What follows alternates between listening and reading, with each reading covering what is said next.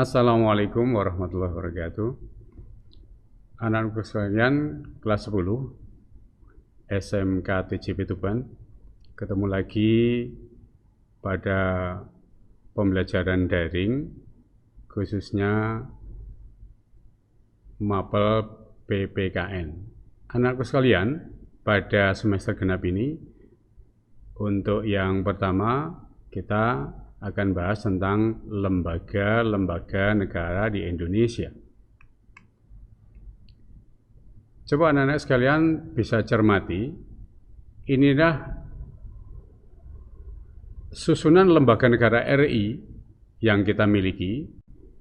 Ini ada susunan kelembagaan ketika belum diamandemen dan sesudah diamandemen. Susunan kelembagaan itu, anak-anak bisa lihat di dalam slide ini, Undang-Undang Dasar 1945 sebelum diamandemen, kemudian ada MPR sebagai lembaga tertinggi negara, kemudian ada lembaga tinggi negara, yaitu ada DPR, Presiden, BPK, MA, dan DPA. Ini dulu ada lembaga yang namanya Dewan Pertimbangan Agung. Ini adalah susunan kelembagaan secara skematik sebelum amandemen Undang-Undang Dasar tahun 1945. Kemudian ada perubahan anak-anakku sekalian, setelah diamandemen maka susunan kelembagaan negara kita berubah. Anak-anak bisa lihat dalam slide ini, skemanya adalah skema kelembagaan ini adalah Undang-Undang Dasar 45. Sekarang diletakkan semua lembaga menjadi lembaga tinggi negara, tidak ada lembaga tertinggi negara. Ini susunan kelembagaan negara RI setelah amandemen. Anak-anak bisa lihat di sana ada BPK, kemudian ada MPR yang terdiri atas DPR dan DPD. Kemudian ada Presiden dan Wakil Presiden, kemudian ada Mahkamah Agung, Mahkamah Konstitusi, dan Komisi Yudisial. Baiklah anak-anakku sekalian, kita akan bicarakan lembaga-lembaga kita sesuai tugas dan wewenangnya. Apa sebenarnya yang menjadi wewenang maupun tugas dari lembaga-lembaga ini? Yang kita akan bahas pertama kali adalah BPK atau Badan Pemeriksa Keuangan. Apa sebenarnya yang menjadi wewenang daripada lembaga ini? Anak sekalian, ini adalah profil daripada Ketua BPK yang sekarang. Sengaja Pak Gito tidak tuliskan, ini merupakan tugas kalian nanti setelah penjelasan dari lembaga-lembaga ini berakhir. Berikutnya anak-anak, inilah merupakan tugas dan wewenang BPK. Tugas wewenangnya menurut Undang-Undang Republik Indonesia Nomor 15 Tahun 2006 Bab 3 Bagian ke-1, yang pertama, pemeriksaan pengelolaan dan tanggung jawab keuangan yang dilakukan oleh BPK terbatas pada semua lembaga yang mengelola keuangan negara. Yang kedua, pelaksanaan pemeriksaan BPK tersebut dilakukan atas dasar undang-undang tentang pemeriksaan pengelolaan dan tanggung jawab keuangan negara. Yang ketiga, pemeriksaan yang dilakukan BPK mencakup pemeriksaan kinerja keuangan dan pemeriksaan dengan adanya maksud tertentu. Anakku sekalian, silahkan lihat slide yang ada. Tidak Pak Gito bacakan secara keseluruhan karena memang dibatasi oleh durasi waktu.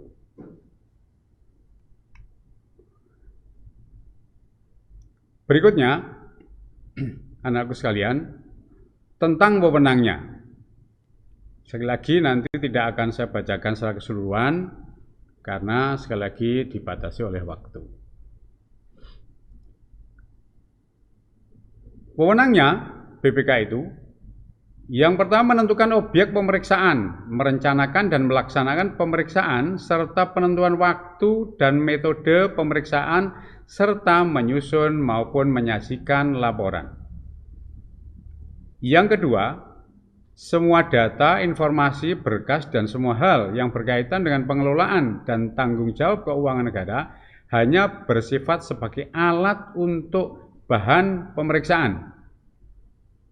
Yang ketiga, memberikan pendapat kepada DPR, DPD, dan DPRD, dan semua lembaga keuangan negara. Yang keempat, memberikan nasihat pendapat berkaitan dengan pertimbangan penyelesaian masalah kerugian negara. Baiklah anak-anak sekalian, itu tadi adalah tugas maupun wewenang dari lembaga BPK. Berikutnya anak-anak sekalian, yaitu lembaga MPR atau Majelis Permusyawaratan Rakyat. Ketuanya siapa? Nah, ini tugas kalian nanti ya. Ini profil fotonya sudah ada. Baiklah, selanjutnya adalah apa tugas dan wewenang MPR? Yang pertama, mengubah dan menetapkan undang-undang dasar. Yang kedua, melantik presiden dan wakil presiden hasil pemilu. Yang ketiga, memutuskan usul DPR untuk memberhentikan presiden dan wakil presiden dalam masa jabatannya. Ini anak-anakku sekalian, ketika nanti dalam perjalanan waktu memang presiden dan wakilnya bisa saja nanti untuk bisa diberhentikan ketika masa jabatannya masih melekat karena mungkin tersandung kasus pidana. Yang keempat, memilih presiden dan wakil presiden yang baru jika presiden dan wakil presiden berhalangan mangkat, diberhentikan, terkena kasus pidana. Itu merupakan tugas dan wewenang dari lembaga MPR. Berikutnya anak-anakku sekalian, yaitu lembaga DPR atau Dewan Perwakilan Rakyat.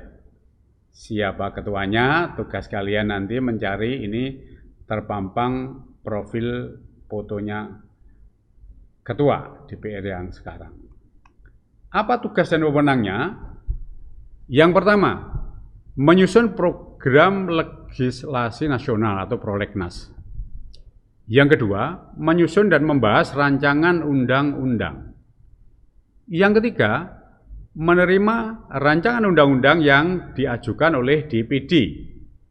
Yang keempat, membahas rancangan undang-undang yang diusulkan oleh Presiden ataupun DPD. Yang kelima, menetapkan undang-undang bersama dengan Presiden. Itu tadi adalah tugas dan wewenang lembaga DPR. Kemudian anak-anak sekalian, lembaga lain yaitu Dewan Perwakilan Daerah atau DPD. Siapa ketuanya? Profilnya sudah terpampang di slide. Silahkan nanti tugas kalian untuk mencari tahu siapa ketua DPD yang sekarang. Kemudian tugas wewenangnya seperti apa? Yang pertama, mengajukan kepada DPR rancangan undang-undang yang berkaitan dengan otonomi daerah dan hubungan antara pemerintahan pusat dan daerah. Yang kedua, mengusulkan rancangan undang-undang kepada DPR. Yang ketiga, memberikan pertimbangan kepada DPR dalam pemilihan anggota BPK secara tertulis sebelum dilaksanakan pemilihan. Yang keempat, memberikan pertimbangan kepada DPR atas rancangan undang-undang, anggaran pendapatan dan belanja negara, serta rancangan undang-undang yang berkaitan dengan pajak, pendidikan, dan agama. Yang kelima, melakukan pengawasan atas pelaksanaan undang-undang mengenai otonomi daerah dan hubungan pemerintah pusat dan daerah. Berikutnya anak-anak, tentang lembaga kepresidenan. Sekali lagi, karena banyaknya item, maka nanti Pak Gito hanya ambil item-item yang tentu tidak secara keseluruhan. Baiklah, lembaga kepresidenan yang kita bicarakan sekarang, presiden sebagai kepala negara mempunyai tugas dan wewenang. Yang pertama, memegang kekuasaan yang tertinggi atas angkatan darat, angkatan laut, dan angkatan udara. Yang kedua, dengan persetujuan DPR, menyatakan perang dan membuat perdamaian dan perjanjian dengan negara lain. Yang ketiga, menyatakan negara dalam keadaan bahaya. Syarat-syarat dan akibat negara dalam keadaan bahaya ditetapkan dengan undang-undang. Yang keempat, mengangkat duta dan konsul serta menerima penempatan duta negara lain. Dalam hal ini, Presiden harus memperhatikan pertimbangan DPR. Yang item berikutnya silahkan melihat slide. Nah, berikutnya anak-anak, bagaimana Presiden sebagai kepala pemerintahan sekarang itu? Apa kekuasaan Presiden sebagai kepala pemerintahan? Yang pertama, memegang kekuasaan pemerintahan menurut Undang-Undang Dasar. Yang kedua, mengajukan rancangan undang-undang kepada DPR. Ketiga, melakukan pembahasan dan pemberian persetujuan atas rancangan undang-undang bersama DPR, serta mengesahkan rancangan undang-undang menjadi undang-undang. Yang keempat, menetapkan peraturan pemerintah. Yang kelima, mengangkat dan memberhentikan menteri-menteri. Yang keenam, meresmikan anggota BPK yang dipilih oleh DPR dengan memperhatikan pertimbangan DPD. Yang ketujuh, menetapkan hakim agung dari calon yang diusulkan oleh Komisi Yudisial dan disetujui oleh DPR. Berikutnya, lihat slide-nya yang belum dibacakan anak sekalian. Itu tadi adalah bagaimana tugas wewenang Presiden sebagai kepala negara dan sebagai kepala pemerintahan. Berikutnya anak sekalian, tentang lembaga Mahkamah Agung. Siapa ketuanya? Silahkan tugas kalian nanti, ini profil fotonya sudah ada. Bagaimana tugas dan wewenangnya Mahkamah Agung? Yang pertama, melakukan pengawasan tertinggi terhadap penyelenggaraan peradilan di semua lingkungan peradilan dalam menjalankan kekuasaan kehakiman. Yang kedua, mengawasi tingkah laku dan perbuatan para hakim di semua lingkungan peradilan dalam menjalankan tugasnya. Yang ketiga, mengawasi dengan cermat semua perbuatan para hakim di semua lingkungan peradilan. Yang keempat, untuk kepentingan negara dan keadilan Mahkamah Agung, memberikan peringatan, teguran, dan petunjuk yang dipandang perlu, baik dengan surat tersendiri maupun dengan surat edaran. Wewenangnya, yang pertama, memeriksa dan memutus permohonan kasasi terhadap putusan pengadilan tingkat banding atau tingkat terakhir dari semua lingkungan peradilan. Yang kedua, memeriksa dan memutus sengketa tentang kewenangan mengadili. Yang ketiga, memeriksa dan memutus permohonan peninjauan kembali putusan pengadilan yang telah memperoleh kekuatan hukum tetap atau inkrah. Kelanjutannya silakan baca di dalam slide-nya. Baiklah, itu tadi adalah tugas dan wewenang dari lembaga Mahkamah Agung. Lanjut pada berikutnya anak-anakku sekalian, ada lembaga Mahkamah Konstitusi. Ketuanya siapa? Silahkan lihat profilnya, kemudian cari siapa Ketua Mahkamah Konstitusi yang sekarang. Apa yang menjadi tugas dan wewenangnya, anak sekalian? Yang pertama, wewenang dari Mahkamah Konstitusi, pertama, mengadili tingkat pertama dan terakhir yang putusannya bersifat final untuk menguji undang-undang terhadap undang-undang dasar. Yang kedua, memutus sengketa kewenangan lembaga negara. Ketiga, memutus pembubaran partai politik. Kemudian tugasnya memberikan putusan atas pendapat DPR bahwa presiden dan atau wakil presiden telah melakukan pelanggaran hukum atau perbuatan tercela atau tidak memenuhi syarat sebagai presiden dan atau wakil presiden sebagaimana dimaksud dalam Undang-Undang Dasar 1945. Yang kedua, memutuskan perselisihan tentang hasil pemilu. Itu tadi adalah tugas dan wewenang Mahkamah Konstitusi. Yang berikutnya anak-anakku sekalian, yaitu tentang lembaga Komisi Yudisial atau KY. Ketuanya siapa? Profilnya sudah ada, tugas kalian nanti. Tugas maupun wewenangnya, yang pertama adalah melakukan pendaftaran calon hakim agung. Yang kedua, melakukan seleksi terhadap calon hakim agung. Yang ketiga, menetapkan calon hakim agung. Yang keempat, mengajukan calon hakim agung ke DPR. Kemudian wewenangnya, yang pertama, mengusulkan pengangkatan hakim agung dan hakim ad hoc di Mahkamah Agung kepada DPR untuk mendapatkan persetujuan. Yang kedua, menjaga dan menegakkan kehormatan, keluhuran martabat serta perilaku hakim.